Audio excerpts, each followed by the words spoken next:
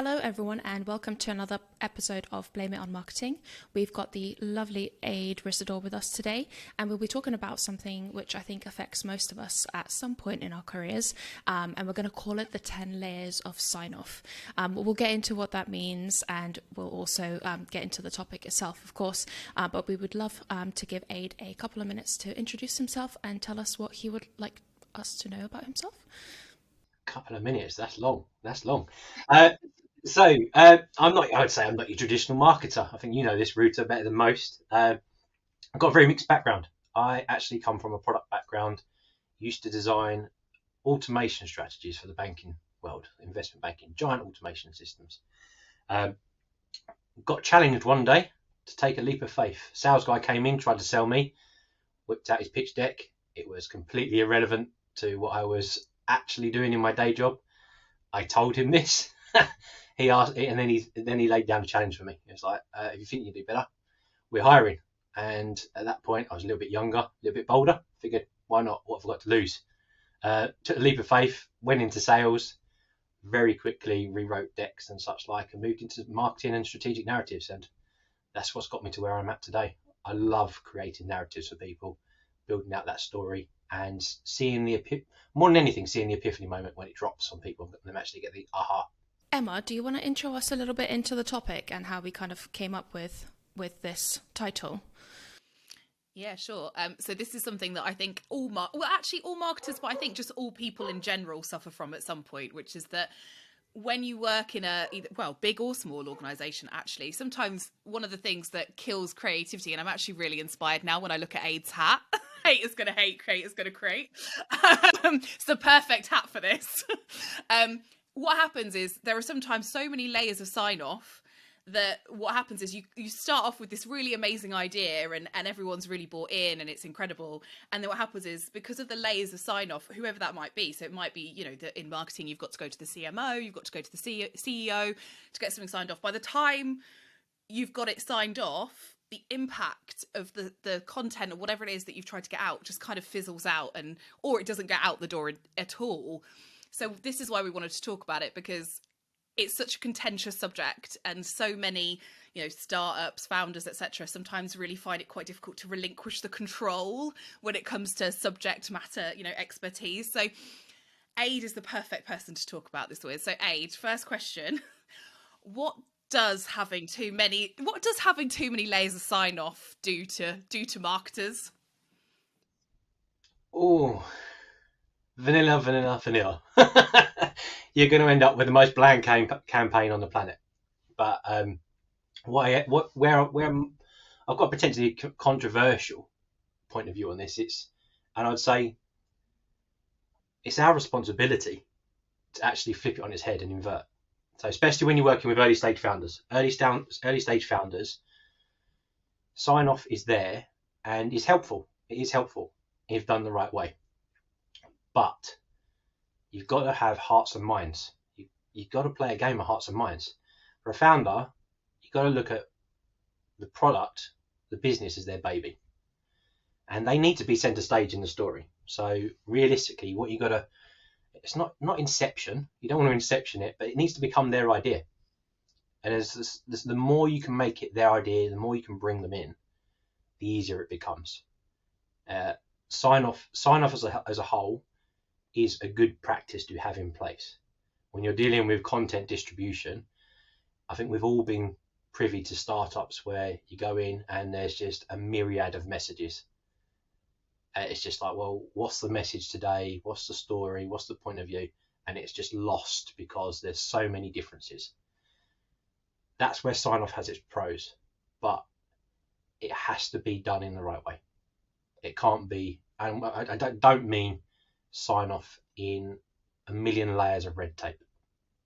That's not what I mean. You need to have a solid kind of editorial process where you're actually saying, right, what's the concept, what we're trying to achieve, and not mute it as you go down those layers. That point of view is critical.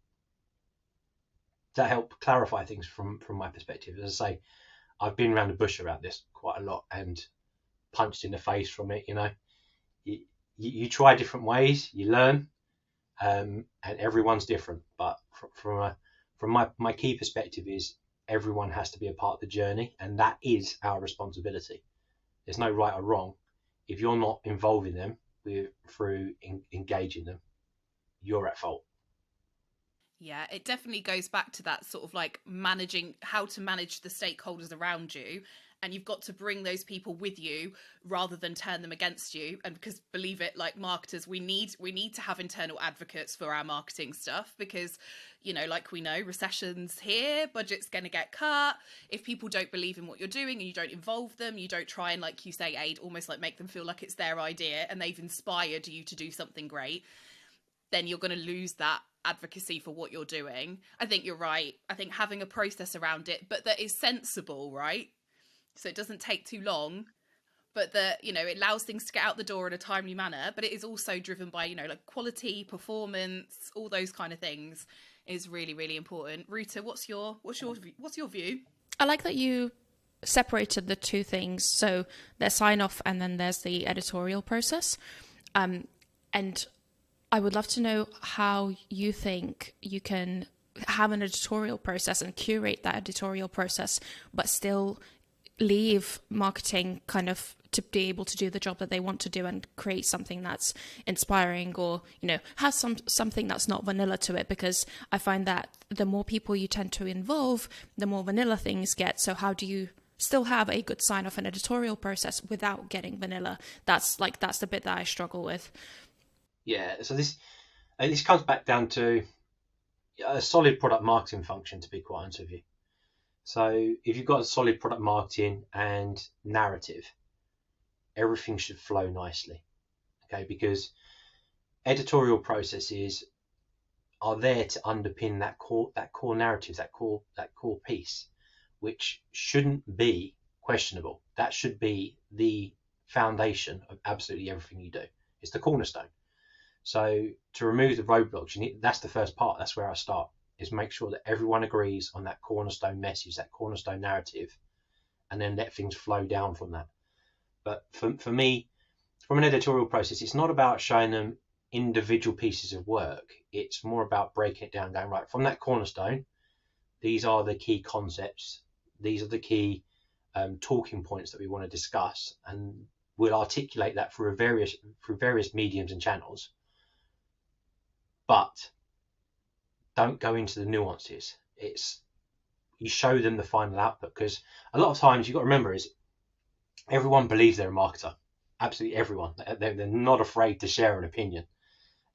It's the only job that everyone does that.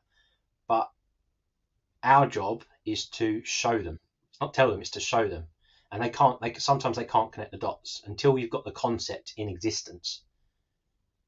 Obviously, opinions are going to be overbearing. But once you've got the concept there through that editorial process, it's that, you've created an internal aha moment rather than I'm not thinking about my language here. I don't want to go too Essex on you. Rather than fucking around with stuff. It's a very easy trap to go into. And I mean, I commented on your post the other day. You shared something. It had a typo in it. So what? Mistakes happen. It's not about perfection. But similarly, it's not about mediocrity. And if you've got a committee of people constantly putting stuff in, the only end game you're going to hit is mediocrity, because our job is to stir an emotion, and especially an emotion with our audience. And guess what? No one internal is that audience. So we cannot have those opinions. It doesn't matter what we think. It matters what they think. I think you've hit a key point there about marketers always trying to pretend that they're the audience. Like, that's almost our job, right? So we're trying to be in their shoes and see if this would be effective. And a lot of the times that layer is missing when someone else is reviewing our work. They're reviewing it as themselves, as the founder. And I know Emma and I have had quite a few instances where you will create a whole campaign for something, and then right before it goes out, you obviously do the courtesy of being like, hey, it's going out on Friday, and it's, I don't know, Monday. Here are all the resources so you can have everything. And then you get that dreaded email, which is like, we need to talk about this. And then you're going through line by line and they're like, nope, shouldn't say this, should edit this, blah, blah, blah. And I think that's the really heartbreaking version of that, where you just are like, for fuck's sake, what's the point? Just write the content yourself. I mean, I've worked at both ends of the spectrums. So I've worked for public companies where you have to be very, very meticulous about stuff because there's legislation around it. There's, forward-looking statements and stuff like that. Stuff that in the private sector you often take for granted, you really cannot do. So again, it's about hearts and minds, and internal marketing is as important as external marketing. You need, rather than put all your eggs in one basket, it's spend the time to write a good brief. Write a good brief because you can then warm people to what you're trying to do, and you can anticipate that feedback before it gets to that final hurdle and you're like, oh, everything's stopped.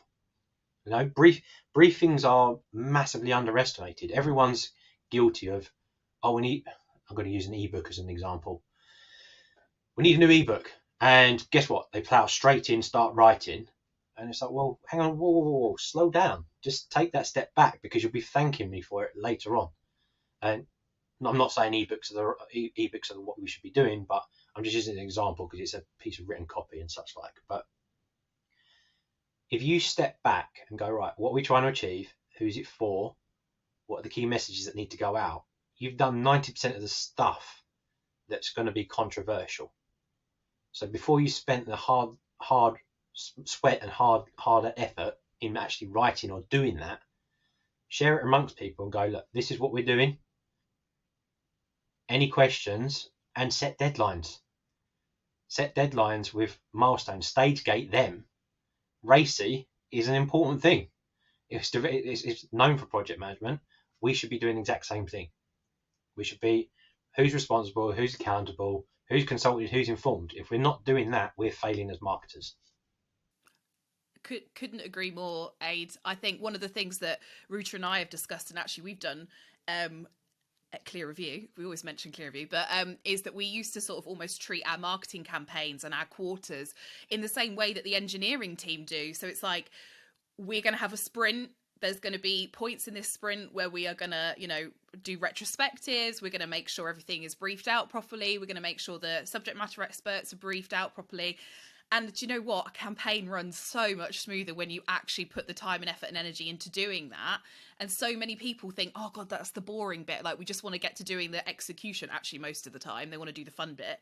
But we do have a responsibility to spend the time planning stuff out properly and, helping everyone in the business understand what the impact is. And sometimes that's really hard for us because that means that we have this tricky role where we're like the conduit between like sales, product, customer success, and the customer, right? Because we also have a responsibility to our customers to talk in a language that they speak in as well. And like you say, that's very often not the same language that we speak internally. And that is quite hard. Like, how do you manage the relationships? I guess that is a relationship question. How do you manage the relationships with the senior leadership team and internal stakeholders when it comes to that bit where it's like, this is how the customers see us. This is not about how we see ourselves. That's a good point. And it's something that we're going through right now in that respect. So I would say it's not a fast process. Creating alignment is the toughest thing, but it has to be, there's a certain way of doing it. Okay, and it's all about foundation of trust. Everything starts with a foundation of trust, and is seek first to understand.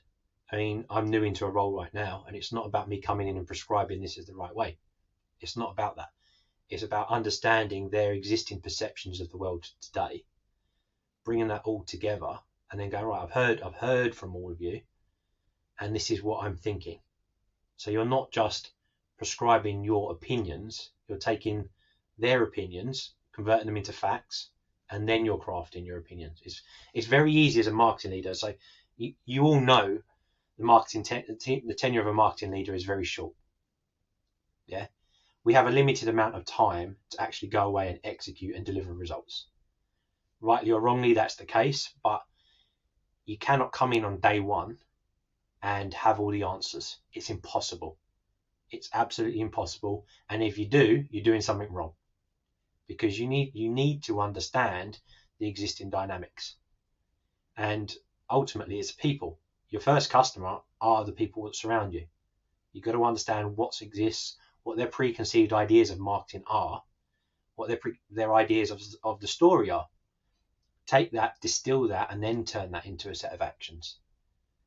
It's not marketers get how can I put it? We get blasted about execution a lot. It's execute, execute, execute. But to execute well is very different from execution. Executing well means being efficient and effective. Executing well means you're anticipating the goals of the business, goals of the individual leaders, and your audience. Otherwise, you're sacrificing one or the other. Just executing, you're giving up, you're trading off something which is you cannot afford to trade off. You're just doing busy work and activity for the sake of activity rather than actually considering what the outcome is you're trying to drive. And going back to thinking about kind of your process of bringing everyone in, making sure that they know what's going on basically and they feel involved in the process. What is the line? Like how much should you be sharing? How often should you be doing this in your opinion to make sure that you have good alignment? Is it every campaign, every piece of content? What should that look like? I don't feel there's a right or wrong answer to this because it's going to be dependent on the needs of the people around you. I've worked with teams where over communication is absolutely necessary, but I've also worked with teams where it's too much detail. Okay, so I'll give you an example. No matter where I'm at, I work by sharing on a Sunday evening exactly what my plans, progress, and problems are for the week. It's like for the week ahead, this is what we're planning to do. These are the blockers that we need to overcome, and this is the progress we made over the previous week. For some people, that's too much. They're like, this is too much, and then you create a more distilled version of it on a monthly basis. But like we discussed, I come from a product background. I used to write code. I consider everything that we create a product. It has to deliver value somewhere. Okay, so I adopt the product mechanics that actually I found beneficial. So it's not as formalized as a sprint or a scrum, but it's just enough. It's just enough to make sure that people understand what's coming and when. I don't subscribe to 12 months worth of calendars, for example, because 12 months worth of calendars from marketing, it's the 21st century. Come on, people. It's, what happened last month is going to be very different to what happens this month. So being a little bit agile, ability to adapt, that's good enough. But you should have guiding commitments to what you're going to achieve. So that could be, like you girls are doing, is the podcast. You're committing to do a podcast every other week or what have you. Every week, thank you. That keeps you accountable though, doesn't it? It's like, right, we're doing this every week without fail. That's a good habit to get into. And as you progress with your maturity in the team, they start to trust that. It's that without fail, this will happen. And this is something that I've established just recently, is we've kicked off our own live event. Up until then, there's lots of pieces, but nothing which creates that committed accountability. And by doing that, they start to see slowly compounding effects happen. And then as that trust develops, you need to communicate less because they know that it's going on. They know that things are happening. They can see the results. But yeah. I can say for a dead set, it doesn't happen overnight. We had a similar experience again at Clearview, where management changed, and then basically we found that within like the first quarter, we essentially didn't have to communicate anymore. Not that we didn't, but they kind of knew what we were doing and they were fine with it. So we would just bring in people once a quarter in our big, basically quarterly plan, to make sure that we're all happy with the topics, with whatever it is we're talking about, and that was enough, and we could just go forward from there. But at the beginning of that, it was on a weekly basis, checking in what we're doing, etc., until they made sure that, I guess it was less about trust about us, but just made sure that we had everything we needed, because we we then didn't have any senior management left. I was the only one there, trying to manage the team. So I think it was make sure they're all right and then let them get on with it. But yeah, it quickly evolved to them just checking in on us and making sure we've got what we need to get on with it, really. And hopefully that's how most organizations will move. But I know that there's, founders and managers that are like to be a lot more involved, like to be a lot more micromanagey sometimes. So how do you train someone to not do that? For example, if you're really at the top end of the micromanage, how do you train them slowly out of just letting you, get on with things? Because I know micromanaging does not work for me in the slightest. It doesn't work. It doesn't work for many people, to be quite honest with you. I mean, I don't know that I've got the answer for this one, because maybe I do. The answer is for you as an individual, because there's certain behaviours will never change, and ultimately the answer is going to boil down to, is this something you're willing to trade off and compromise on? If it's not, then you're probably going to need to make a decision and for yourself and move on, if I'm honest with you, because I require autonomy. I'm the same as you, Ruta. It's autonomy, because micromanagement is a huge diminisher on creativity. It means you've gone from a spectrum of creativity from being so big down to the pea size, because you don't have the chance to cogitate and think on those creative ideas. You can't evolve them because you're too busy reacting rather than thinking more holistically about what you're trying to achieve. Okay, but that's down to leadership styles. But very, very more specifically, it's not leadership, it's management. It's down to management styles. Okay, leaders will spot the difference. The leaders that get it will recognize it, and they'll actually go, no, step back. We can see that you're doing the right things. But then I say it's not about you trying to change them, because the reality is it's very hard to change behaviours. Actually, the person that needs to change is either yourself, or you need to make a decision either way about whether you need to be there or not.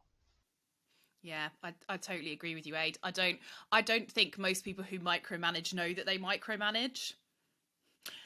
And I think if you do that, you don't have self-awareness. I hope you do this as a clip. We do this as a clip, Ruta, like I'm going to shade everyone who micromanages as a clip for social. Yeah, I think it does take a level of self-awareness. And I think you're right, Ade. I think there's a difference between a leader and a manager. And someone who is a leader, I think they do have a level of self-awareness, and they probably don't micromanage, and they give you autonomy, and they give you the space to do the stuff that you need to do, but with support, so they have the guide rails up maybe, and they'll slowly let them down, but they do it in the right way. And that's a leader. And a manager is someone who potentially, is just making sure you've got the day-to-day shit done. And those people maybe do have the tendency to micromanage, whether they realise or not. One of the things I want to know, Ade, from your perspective, when something does take too long to get out the door, so, you've had this amazing idea and then everybody's 2 cents, and we end up marketing by committee, what's the impact on the business when that happens? I came from sales, and there's a phrase that every sales guy will resonate with: time kills deals. More importantly, time kills revenue. Just-in-time marketing has been around since day dot. The longer it takes you to ship something, the less time you are actually driving impact, the less time you're actually learning. That's the more important thing. Is this working or is this not working? It has to be in the wild. Everything we do is an ivory tower until it's out there in the wild. It has to be out there. So committees, that's the challenge. Is while it's tempting to I'm going to use the word, pixel fuck absolutely everything and say, right, yeah, that's perfect. Then you're actively saying, I don't need to learn. I know this is going to work. You don't know it's going to work. You don't know until it gets out of the building and it's in front of people. Yeah, and I think the other thing there is, and I think you nailed it as well, is that the impact on the business, like it's revenue, it's everything. It's like, you might have completely missed a moment that was really relevant for your business because you took ages to do something, and then 2 weeks later, no one gives a shit anymore. The other thing is, we're all B2B marketers, and we should not be striving for perfection when it comes to our content. I always say, like, you're not aiming for an A star, right? I mean, maybe you're a C plus, a B. That's what you want. Get it out the door, get it done. But I think perfection also kills creativity. It takes things too long to get out the door, because what's perfect to me is not perfect to you. So we'll just spend forever going round and round in circles otherwise. Exactly. I mean, it's like belly buttons. Everyone's got one. It doesn't matter. It really doesn't matter until the opinions of the people that matter, your audience, are flowing in. Everything's irrelevant.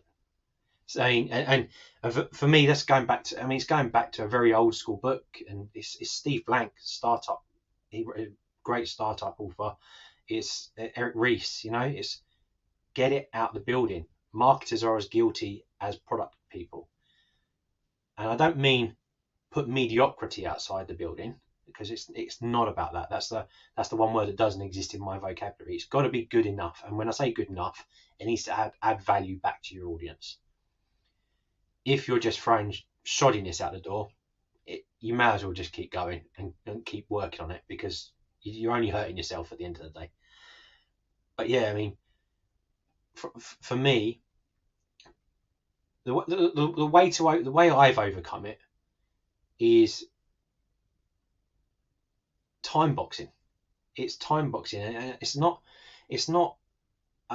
boxing the leadership team. It's time boxing all the committee around it, and driving momentum around that, because it's not just about why are we doing this. And this goes back to kind of the post that you were saying yesterday about know your numbers.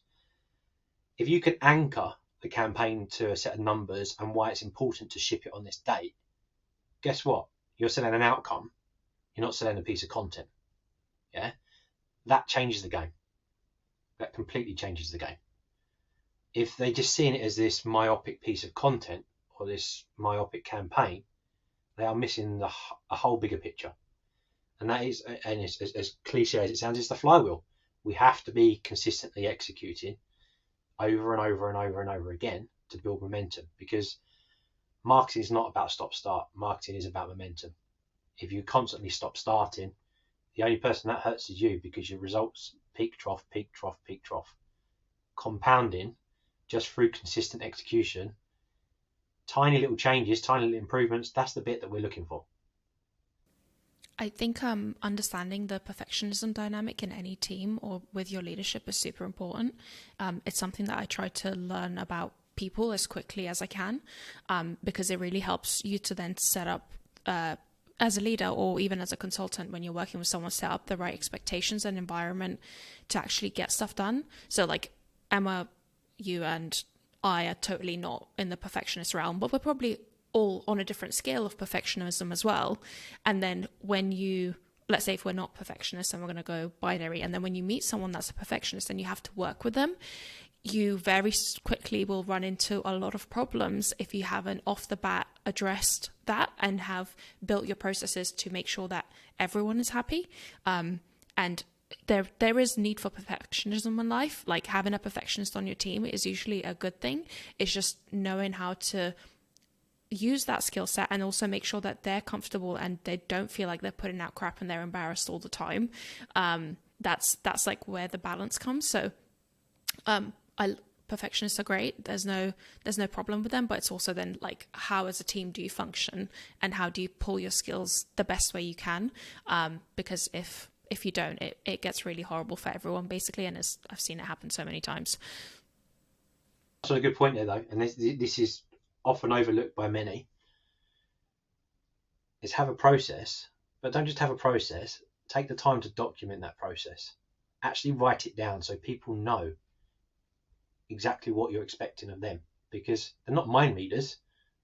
They don't know what you're trying to achieve. So, and I think we're all guilty of that. We get so busy doing the work that we forget to actually say, here's how the work happens. And it's no hardship. It's set up a wiki. Anyone can set up a wiki and write down a few things like, right, step 1, do this, step 2, do that, through to step 20, 30, whatever it is, and share that amongst people, because that then gives the level of accountability. Because a lot of the times people don't actually understand what's involved in shipping something. They don't realize it. I mean, the amount of work that you guys are going to put into this video, this is the easy bit for you. It's after this, you're then going to go down, you're going to be doing 20, 30 different steps. You're going to be listening in and breaking it up. But for someone, as a CEO, as an example, that doesn't understand that, it's if they're constantly saying tweak that, and they don't understand that end-to-end process, who's at fault? Yeah. Emma and I were just talking about it this morning, actually, and I was like, probably takes us like 6 hours or so to get each episode out, including editing, doing the clips, booking people in, and then posting on social. So it's a good amount of work, but what you see is 30 minutes of a piece of content, and unless you know how long these things take, maybe I'm just really slow, you'll never know, right? So when someone's like, let's have a podcast, it's like, okay, who's gonna edit for 6 hours a week? Exactly. Yeah. We make far too many assumptions, and the more you involve people, hey, they've got an opinion about marketing, so involve them in the process. Yeah, I think we do have to educate people. One of the things I'm always a fan of doing whenever I've worked in-house somewhere is I'll always have like a marketing 101 session each month or every couple of months with and invite the whole team and be like, come along and learn about what marketing is. And it's the same for your sales, CS, product, whatever. Like, you should have those sessions with people so that people have an opportunity to understand what your job is, so that when it's not just us. And we've talked about this before, haven't we, Ruta, where you're like, it's not just about like, oh, there's a new campaign, here's some new collateral for you, sales. No. You need to learn about you should learn about what my job is so that you understand when you do come back and say something silly about a social media post that has the lifespan of about 30 seconds, you realize what those comments actually mean and the work that goes into some of that stuff. So I think we have a responsibility as marketers to do that stuff. Absolutely. I mean, your internal audience is as critical as your external audience, and done well, they amplify your results. It's as simple as that. We got most of us work in fairly small marketing teams. The value of having your entire company behind what you do, you got 30, 40, 50 people then amplifying what you want to say and do. And ultimately, we've got numbers to hit, the results to hit. I'd much rather prefer to have got 50 people behind it rather than 3 or 4. Yeah.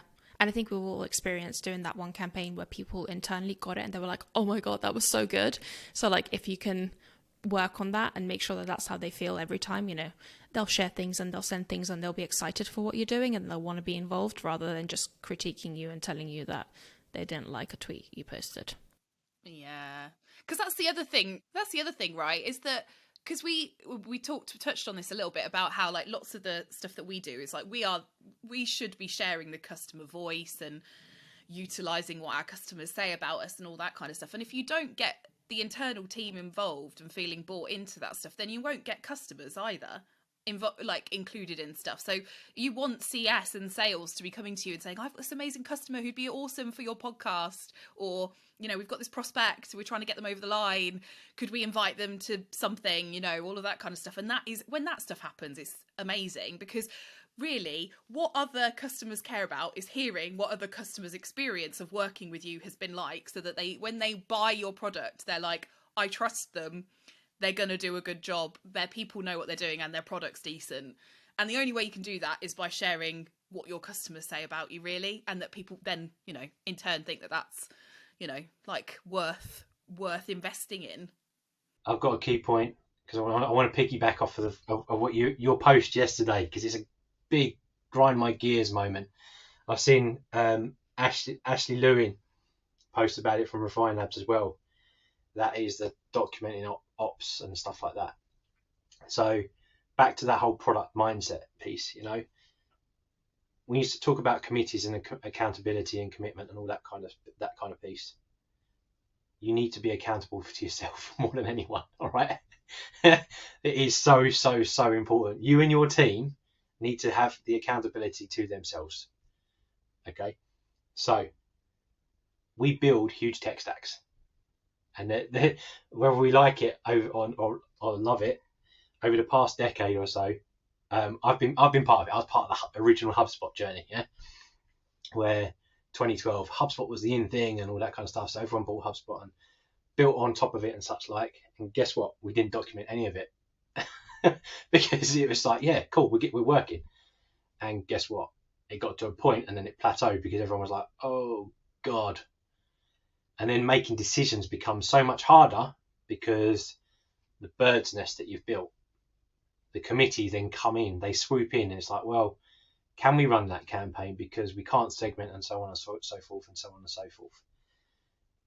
You have to remain accountable to yourselves on that piece, because you'll be the undoing. You'll create committees if you don't remain accountable to yourself. Document everything that you've got and create visibility. That is the number one killer of teams, especially when we're dealing with tech stacks like we are now. Okay, it's not. We are equally, if not sometimes more, responsible for a product than our own product teams, because we've got 15, 20 applications all talking to one another, shipping data between places, and we treat it as a whim at times. And actually, no, this is the most important thing. This is the bit that creates revenue for us. And if you don't do it right, guess what? It doesn't create revenue for you. In fact, it does everything in its power to get in your way. It's a killer. And that stems so many committees, and I've seen that across every one of my businesses that I've worked for, is a reluctance to actually do the work and write down what's going on. Thanks so much for joining us for this episode. Thanks, Ade. It's been awesome to chat to you. I think we're definitely all sold on the fact that we all need a bit more of a sign-off process that allows creativity and allows us to ship things and get stuff out the door in a kind of, meaningful, performing, data-driven way, so that everybody in the business understands and we're all bought into that. So thanks for joining us. We'll be back again soon.